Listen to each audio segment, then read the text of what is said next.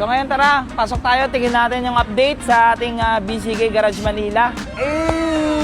Ang liwanag na. Wow, social, may opisina na si Boss Lucio. Angas, excited na ako. Magkaka-opisina na ako. First time ko magkaroon ng opisina. Sasabihin ko na sa inyo yung address para aware na kayo. So itong BCK Garage Manila natin ay store located dito sa PESA Building, Unit 3, Ramon Magsaysay, Sampaloc, Manila. Yan, ito yung area namin. Tapos dito sa kabila may casa rin. Ayan, ito, SYN. Ito, pagbili nyo dito. Setup na agad natin pagdating dito sa motor trade. Pagbili nyo ng motor, paglabas nyo dito, diretso nyo na dun sa kabila. I-mags na natin agad yan. I-setup. Yan yung update natin sa BCK Garage Manila. So, ongoing na to. Plano namin mag-open. So, yun na nga sa mga nakapanood ng ating unang vlog na about dito sa BCK Garage Manila natin.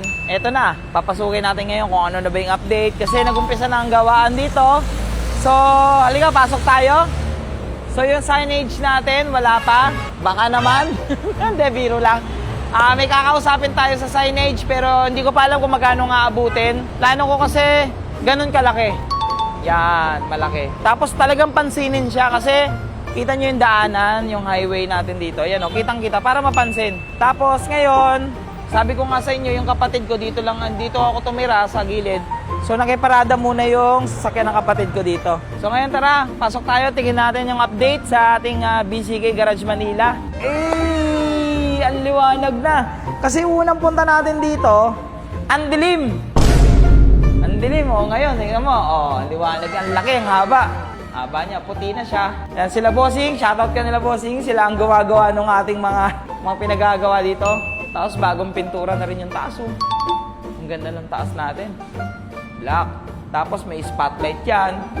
Dito yung mga product natin. Dito natin lalagay si Motaro, si Race Power, si Bomex, si PC Tech, si Remaster. Basta lahat ng mga brand na nagtiwala sa BCK Garage. Yan, halagay natin sila dito. Tigi-isa.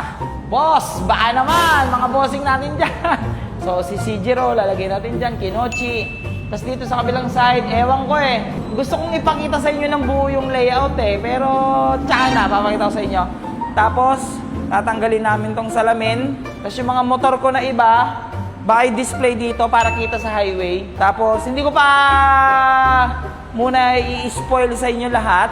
Pero ito na po yung itsura ng BCK Garage Manila natin. Sobrang laki po nito kumpara sa BCK Garage Gen 3. Tapos ito, ang liwanag dito, di ba? So, plano namin kasi dito ata yung counter.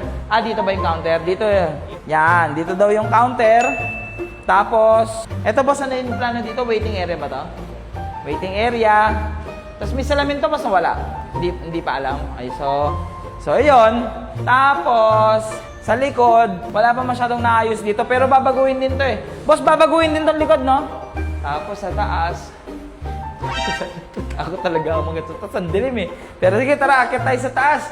Para makita natin. So, dito sa taas, syempre, dito yung mga stocks natin. Stock room, office, opisina natin. Wow, social, may opisina na si Boss Lucio. Dati opisina ko sa labas lang ha.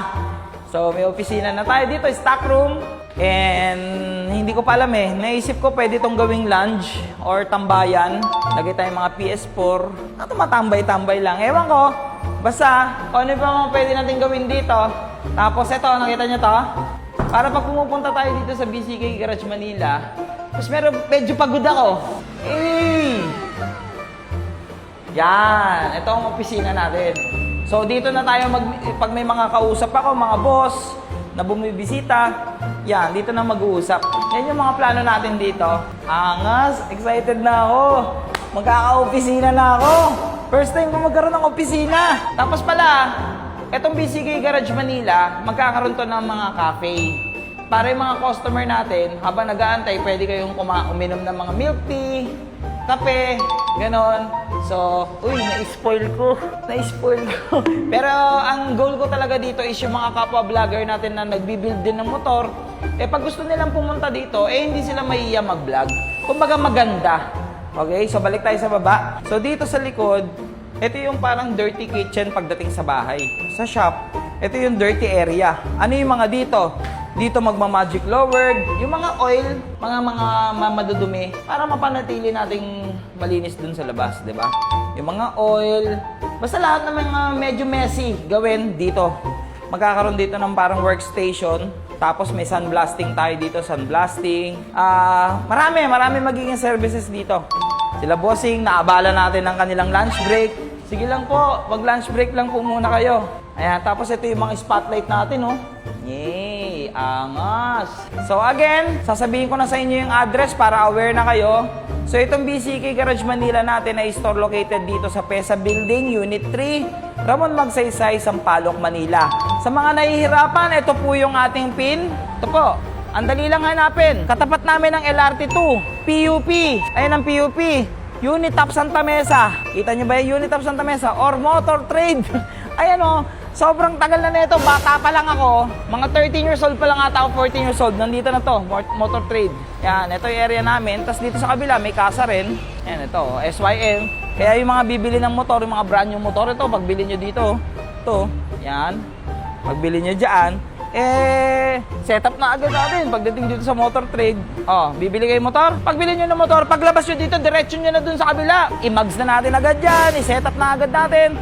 Okay? Diba? Ayos. O sa mga customer naman natin na naghahanap ng mga motor, namin kompleto. Pero ang pogi ng ADB, no? Parang gusto ko niyan. Tumisilip si ate, oh. Ate, bibigyan mo mga ADB, te. So again, yan yung update natin sa BCK Garage Manila.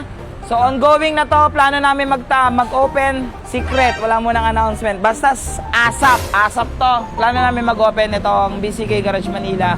Kung may comment kayo, may mga tanong kayo, punta na lang kayo sa ating page, mag-message kayo, mag-comment kayo dyan sa baba. And sa lahat ng mga excited mag-open BCK Garage Manila, paiwanan naman ang puso. Ayan!